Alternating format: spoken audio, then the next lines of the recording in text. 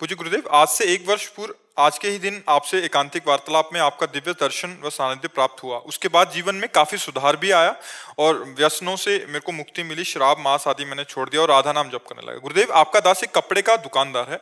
आपके कहे अनुसार हिसाब में एक दाम में विक्रय करते हैं, लेकिन हमें कपड़ा बेचने के लिए काफी प्रलोभन एवं लुभावनी बातें करनी पड़ती हैं। ऐसे में हमसे कोई त्रुटि तो नहीं हो रही? किसका प्रश्न? हाँ, नहीं, अपने सामान को बेचने के लिए प्रशंसा तो करनी है, पर हमको घटिया सामान नहीं देनी और झूठ नहीं बोलना।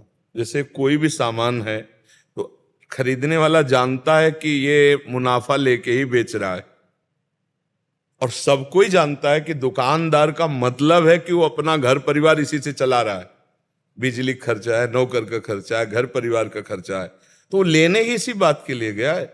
वो ऐसा नहीं कोई जानता है कि बिल्कुल जो खरीद के लाया उसी दाम में दे देगा। तो जैसे कुछ लोग इसे झूठ बोलते हैं कि भाई हम आपके लिए कह रहे हैं, बिल्कुल नहीं बच रहा है, ऐसे बोलते लोग, कसम से बिल्कुल नहीं बच रहा। ये सब नाटकबाजी करने। वस्त्र बहुत बढ़िया हो, उसकी कीमत फिक्स हो। जैसे कोई कहे 130 का उधर मिल रहा था, आप 160 का दे रहे हो, हम यही 160 का देंगे।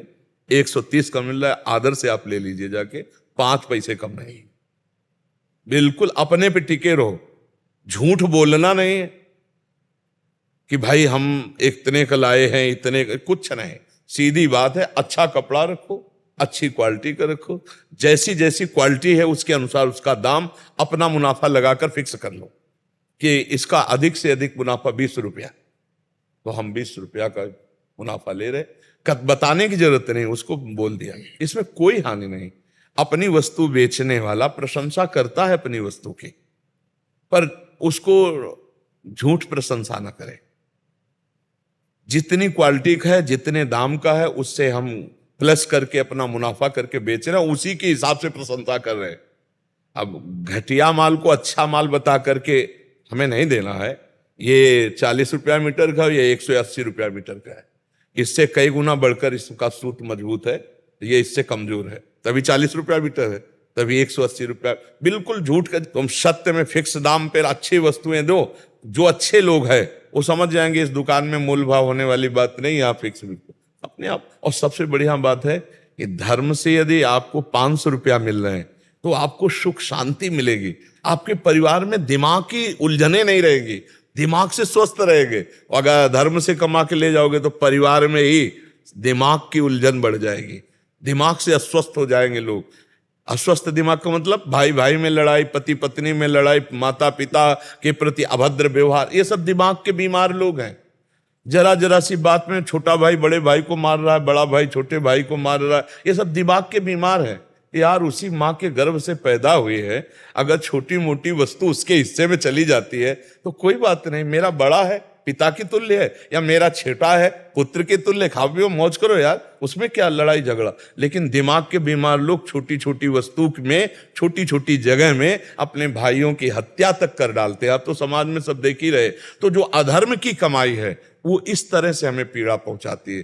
धर्म की कमाई में शांति रहती है, सुख रहता है, भगवान का भरोसा रहता है, और परिवार उन्नतशील होगा, दीपक की तरह जलेगा लेकिन बहुत काल तक।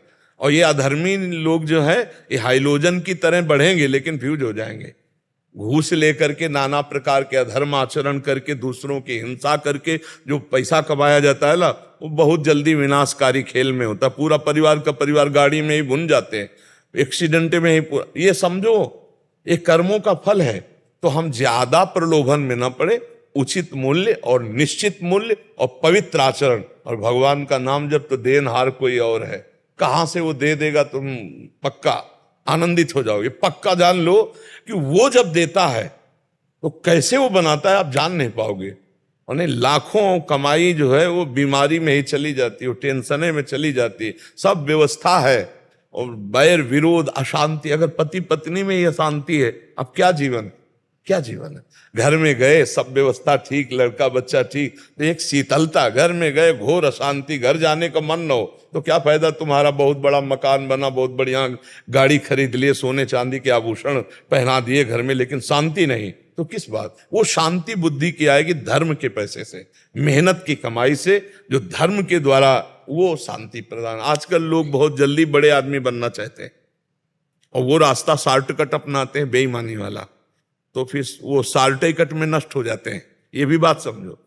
भगवान का जो विधान है, अवश्य में भोक्तव्यम कृतम कर्म शुभाशुभम, धीरे से चलो, दीपक की तरह जलो, कुल परंपरा प्रकाश होता रहेगा, धर्म पूर्वक चलो, और अधर्म से चलने पे शांति नहीं है।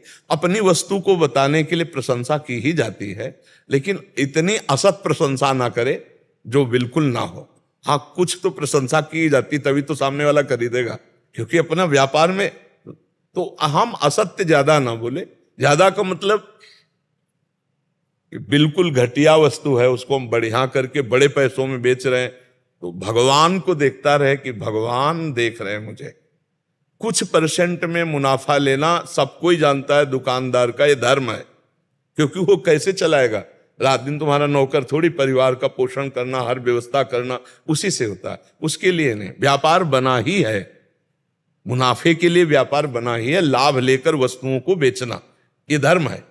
आज तक कहीं ऐसा नहीं पाया गया कि जितने खरीद के लाए उतने का दे दो, ये व्यापार का धर्म, ऐसा नहीं। व्यापार धर्म ही है कुछ परसेंट में मुनाफा लेकर दूसरों को बेचना, वो सत्य विषय है, तो उस विषय में कोई झूठ नहीं है। पर बहुत, अब जैसे स्वर्ण की वस्तु को नकली करके और असली स्वर्ण बताकर धोखे में डाल दें, तो फिर वो दुर्गति को प्राप्त हो। मतलब एकदम घटिया वस्तु को एकदम बढ़िया करके, ऐसा नहीं। उचित दाम, उचित मुनाफा और उचित प्रशंसा, क्योंकि बहुत झूठ बोलने से लाभ नहीं मिलता है। जो झूठ बोलता है उसका स्वभाव बन जाता है झूठ बोलना, और नहीं असत्य सम पातक पुंजा, झूठ के बराबर पाप नहीं। क्या लेना देना क्या है? लोग बहुत आजकल झूठे ही बोलने लगे, झूठ बराबर पाप नहीं, ये कई जगह पाया गया है। नहीं असत्य सम पातक पुंजा, सांच बराबर तप नहीं, झूठ बराबर पाप, जाके हृदय सांच है ताके हृदय आप, जगह जगह महापुरुषों ने कहा है। तो हम व्यर्थ में झूठ क्यों बोले? तो बहुत बढ़िया है, आप उसको और थोड़ा संभाल लीजिए कि कोई ऐसी बात ना हो जो ना हो और वो हम कह रहे हो। दोष दर्शन बहुत होते हैं, जैसे कभी कभी जैसे बहुत कुछ दिखाया, उसके बाद आखिरी में न लेना, तो अरे वो आप न ले पाओगे, ये वो चीज। हाँ, अब इसको इस तरह से ले, अगर आपने कभी सुना हो, हमने एकांतिक में भी और सत्संग में कहा कि व्यापारी को, ग्राहक को भगवत स्वरूप देखना होगा, मेरे भगवान है। तो अगर थोड़ी देर वो आपसे सब देखा हो, इसके बाद चल दिया, और अगर आप ये माने कि मेरे प्रभु इतनी सेवा ले ली, चवन्नी का मुनाफा तो दिया नहीं, तो मुनाफा देने वाले तो आप, वो सेवा मेरी व्यर्थ नहीं जाएगी, क्योंकि मैंने भगवान मान के आपको ये समय दिया, ये सेवा की, तो आपको आनंद आएगा। और ग्राहक मान करके केवल देखोगे तो जलन हो जाएगी। आधा घंटा से हर थान देख लिया और 1 मीटर भी नहीं लिया, तो इस जलन से बचने के लिए भगवत भाव रखना पड़ेगा कि ग्राहक को देखते ही पहले कि प्रभु आप आए हो नाथ, अब देखते हैं कि आप क्या सेवा लेते हैं। हो सकता है आधा घंटे, दुकानों में नहीं आते ऐसे लोग, तो अपनी सावधानी रखनी है और अपना भगवत भाव रखना है। अपने को क्लेश ना होने पावे, संतुष्टा येनवा, मन को यदि संतुष्ट कर पाओ तो ये सबसे बड़ी साधना है कि मन जलने ना पावे।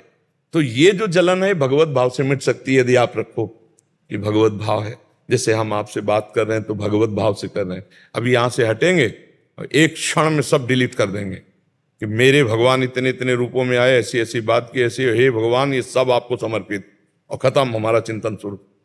अगर व्यक्ति संबंध से चिंतन करें तब आएगा कि वो व्यक्ति अनुकूल बोल रहा था, वो प्रतिकूल बोल रहा था, वो तो बहुत ही दुष्ट था, बहुत ही उद्दंड था, अब फंस गया चिंतन, अब वो जलेगा, अशांत होगा।